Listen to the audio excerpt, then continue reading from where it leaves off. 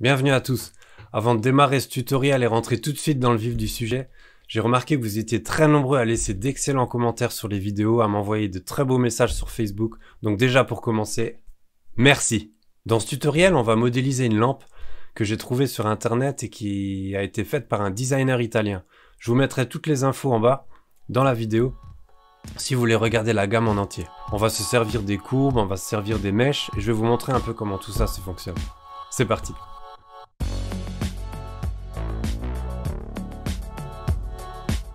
Nous voilà dans Blender. La première chose à faire, on appuie sur Shift A, Image, Référence. Et on va chercher la référence de la lampe.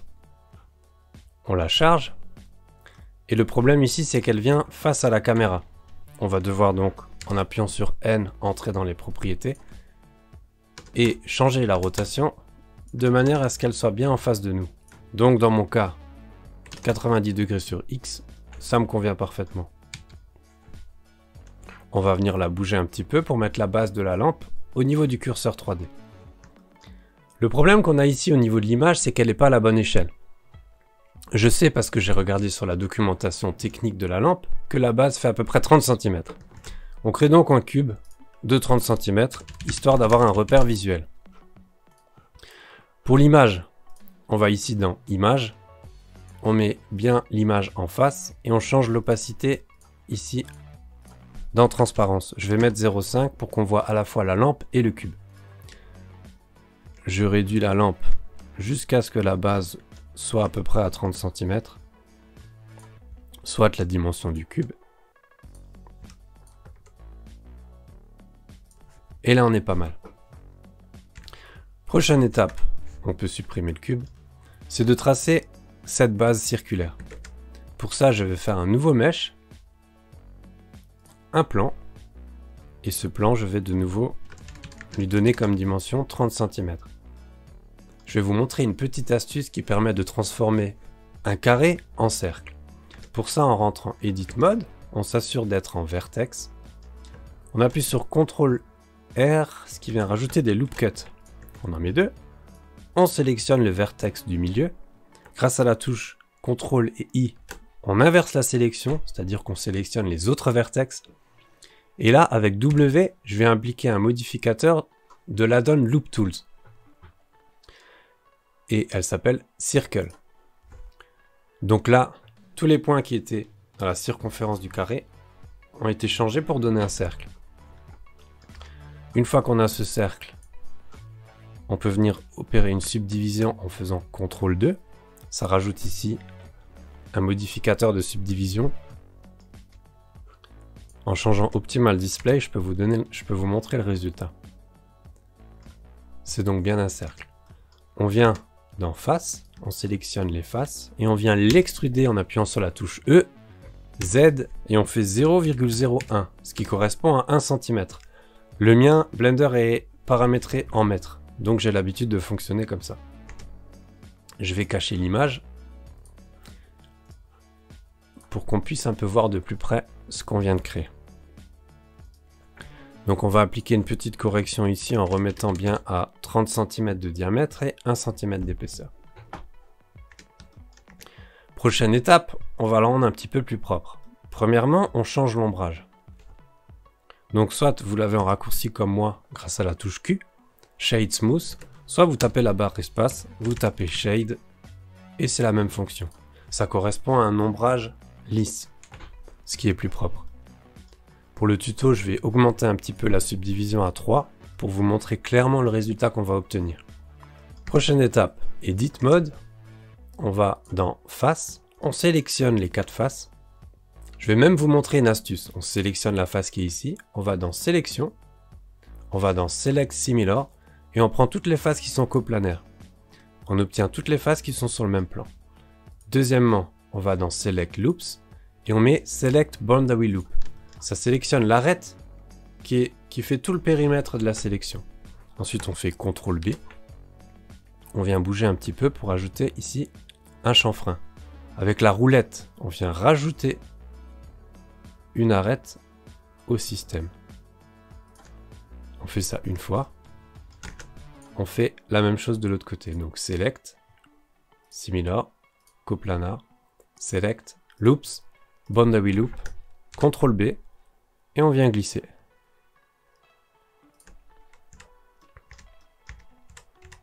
Et le résultat est impeccable. On réaffiche notre image. On voit que la base, on est pas mal.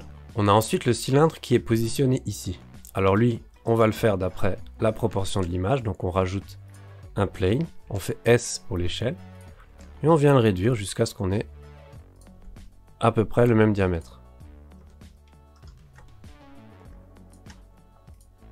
Je viens changer ici mon aimantation à Edge, histoire de m'accrocher à l'arête qui est là. On va même prendre face, ce sera plus simple. Donc là, je me mets bien contre la face. Je vérifie si je suis bien. Je change encore une fois l'échelle. Et là, je suis pas mal. Donc la même technique une deuxième fois. Edit Mode, Vertex, CTRL R, on vient ajouter les Loop Cuts. On sélectionne celle du milieu, CTRL I, W, Loop Tools, Circle. Avec l'habitude, on le fait très vite. Je sélectionne les 4 faces. Et je les extrude avec E le long de Z. Je me rapporte à peu près à l'image. Je suis pas mal. Donc je vous laisse déjà voir le résultat. Je peux de nouveau cacher l'image. Et on va faire la même chose qu'on a fait à l'instant. On fait CTRL 2, subdivision. On fait un ombrage lisse. On sélectionne. Je vais pas le répéter, je vous laisse regarder. Avec l'habitude, vous le ferez très souvent. C'est une petite introduction à ce qu'on appelle le hard surface en modélisation 3D. Ça consiste à prendre des triangles pour fabriquer des pièces techniques. On y reviendra, je ferai un tuto là-dessus. Encore une astuce, vous avez une pièce, vous appuyez sur la touche slash qui est au-dessus du 8 du pavé numérique. Ça vous permet d'isoler le corps sur lequel vous êtes en train de travailler. C'est pratique dans le cas là quand on veut regarder en dessous et qu'il y a quelque chose juste en dessous. On appuie sur slash et on l'isole. On refait la même chose. J'ai pris exprès une pièce où il y a plusieurs fois une forme cylindrique histoire de vous expliquer plus clairement.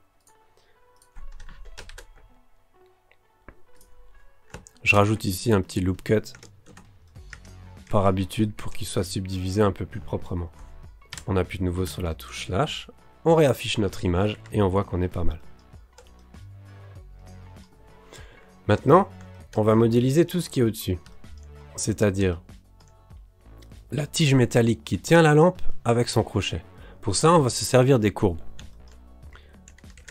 On fait CTRL A et on choisit une courbe.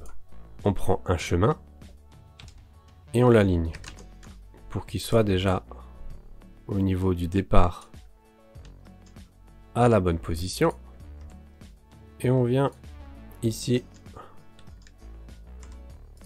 à peu près au centre du cercle. Je vais juste cacher l'image pour être sûr que je suis bon. Je choisis mon chemin. Je suis pas mal. Pile au centre. Je réaffiche mon image. Je vais changer un petit peu l'échelle.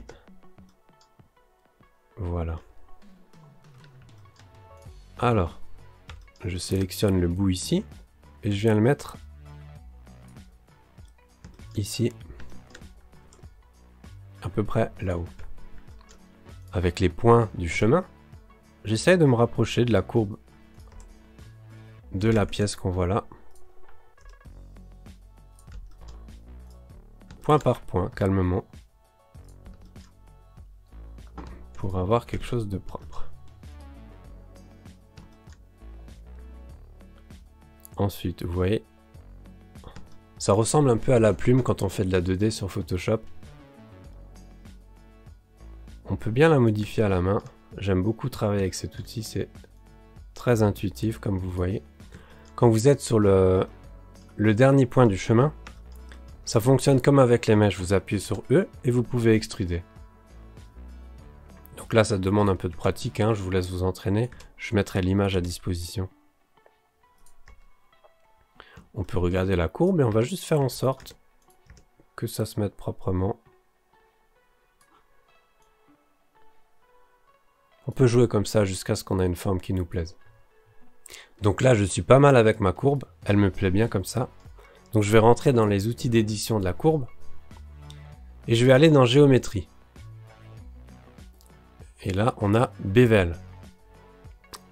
Dans cette case ici, on va mettre le diamètre du cercle qui va passer le long du chemin. Dans mon cas là, je pense qu'on est à 12 mm.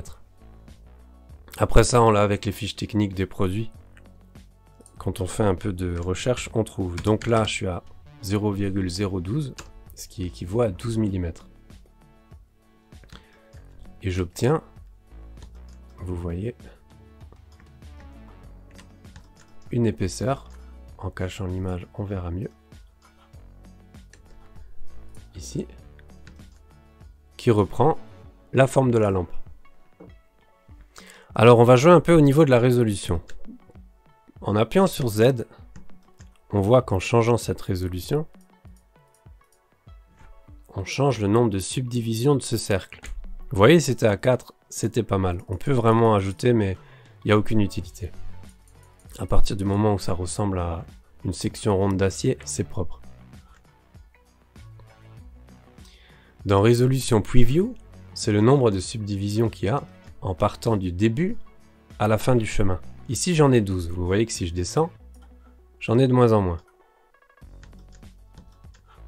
Donc, on peut jouer ici. Ça sert à rien d'aller trop haut parce qu'on va faire un mesh beaucoup trop complexe. Par défaut, c'est 12. Et honnêtement, le résultat, il est déjà pas mal. On peut aller voir dans les sections, on tourne vraiment. On a quelque chose de très très propre. Limite, on pourrait même encore descendre. Je me mets à 6. Et on obtient donc la première partie de la lampe.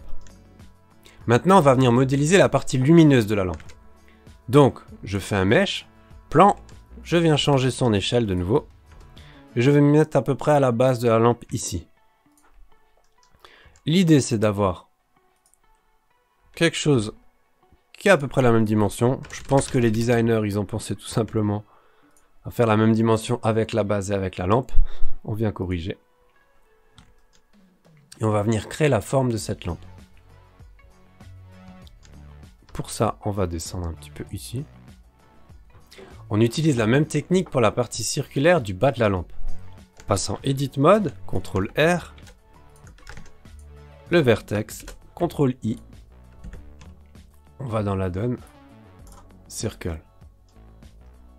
On sélectionne tout avec A et on extrude. On va venir maintenant, on subdivise une fois et on va venir créer la section de la lampe. Ici, si je fais S, qui correspond à l'échelle, je peux appuyer sur Shift Z pour empêcher l'échelle de jouer aussi sur Z. Donc là, je joue uniquement sur X et Y. On l'extrude, histoire d'avoir quelque chose qui ressemble. Donc ça, c'est avec la pratique, vous aurez l'habitude de la manière dont fonctionne l'outil.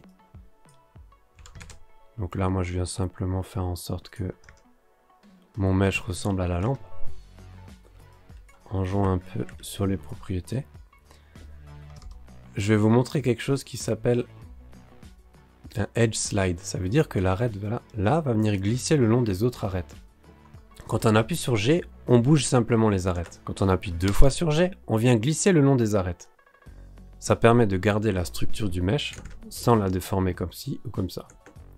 Donc on appuie 2 fois sur G et on vient glisser tranquillement. Là, je suis pas mal. On vient faire maintenant le culot de la lampe. La technique pour ajouter ici le culot de la lampe et aller un peu plus vite pour éviter de faire tout le temps la même méthode pour transformer un carré en cercle, on sélectionne ce qu'on vient de transformer, on appuie sur Shift D, c'est-à-dire dupliquer, et on appuie sur Z pour dupliquer le long de Z. Ça vient détacher les faces du groupe de corps actuel. Ensuite, on appuie sur P pour séparer la sélection. Quand on repasse en mode objet, on a bien 2 corps. Un corps, c'est la partie lumineuse de la lampe, et ce corps-là, c'est le culot. On passe en Edit Mode. Donc je fais E de nouveau, Z. et je viens extruder tout en contrôlant le diamètre final. L'idéal quand vous faites ça, c'est d'avoir vraiment une image de face du produit. Là, j'en ai pas, donc je fais un petit peu à l'œil. On vient changer ça. Et là, franchement, on est pas mal. Maintenant, je vais venir ajouter des détails. En faisant CTRL R, on vient rajouter une arête et donner, vous voyez, du... Je vais enlever l'image pour qu'on voit mieux. On vient ajouter vraiment une arête vive au bout. Ce qui, en général, se fait dans la construction plastique. Vous voyez, ça change vraiment tout. Si on est pointilleux, on peut même encore en ajouter une, mais après, c'est le jeu du réalisme et des performances de votre ordinateur. Là, je viens encore modifier ça pour avoir quelque chose d'un petit peu plus vif. Au niveau du culot de la lampe. On vérifie avec l'image. On voit qu'au-dessus, on est un peu plus bombé. C'est pas grave. Ici, on peut venir supprimer les arêtes, non pas en les supprimant, parce que sinon elles disparaissent, mais on les supprime avec cette option-là, qui revient en traduction française à dissoudre les arêtes. Ça n'a pas toujours du sens, mais c'est comme ça que ça s'appelle. Et on vient modifier un petit peu la forme. Après ça, c'est votre sensibilité à vous, hein, en fonction de la manière dont vous modélisez. L'idée, c'est vraiment que ça corresponde à l'image. On peut passer du temps. Là, je vais aller un peu plus vite pour le tuto. Hop, on vient accrocher la lampe au culot comme ça. On enlève l'image pour être sûr qu'on est bon. On est pas mal. Je vais peut-être juste encore réduire la dimension. On est pas mal. Prochaine étape, on va modéliser le câble. Pour modéliser le câble, c'est tout simplement la même méthode que pour faire la partie qui est là. On part donc d'une courbe en chemin. Et je refais la même chose que tout à l'heure en allant un petit peu plus vite. Une autre méthode, vous pouvez supprimer tout le chemin que vous voulez pas, juste en garder deux. Et partir vraiment de zéro, comme ça. J'ai terminé de positionner mon chemin. Maintenant, je vais venir de nouveau ici dans les options. Ajouter une épaisseur. Le câble fait à peu près, je pense, 5 mm. On vient donc ici, mettre 0,005. Et là, il est pas mal. Maintenant, on va juste venir modifier un petit peu ça pour donner un peu un côté naturel. Ici, en changeant un petit peu la position du câble, en s'imaginant qu'il est plutôt tendu là. Quand on obtient quelque chose de propre, on va transformer tout ce qu'on a créé ici, qui est encore sous forme de courbe, en mèche. Pour ça, on sélectionne le système et on fait Alt-C. Et là, on fait un mesh à partir d'une courbe. Deux fois de suite, un mesh à partir d'une courbe. Vous voyez, on obtient un mesh qu'on peut modifier. Il n'y a plus du tout de courbe dedans. On obtient vraiment quelque chose de propre. On voit qu'ici, on est allé un peu trop loin dans la résolution.